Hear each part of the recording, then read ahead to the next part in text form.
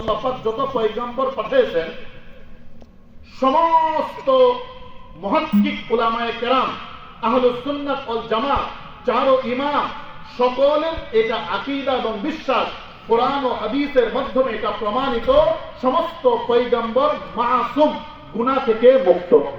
বলেন সমস্ত পয়গম্বর কি গুনাহ থেকে মুক্ত।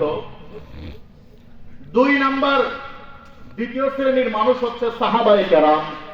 বলেন দ্বিতীয় শ্রেণীর মানুষকে সাহাবা কেরাম তাদেরকে বলে যারা ঈমানের হালতে নবী মুহাম্মদ রাসূলুল্লাহ সাল্লাল্লাহু আলাইহি সাল্লামকে দেখছেন এবং ঈমান নিয়ে কবরে গেছেন, তাদেরকে বলা হয় কি সাহাবা।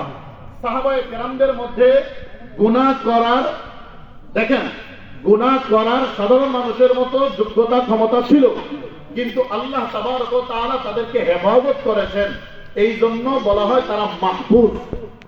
তাদের মধ্য থেকে কারো পক্ষ থেকে যদি দু একটা ছোটখাটো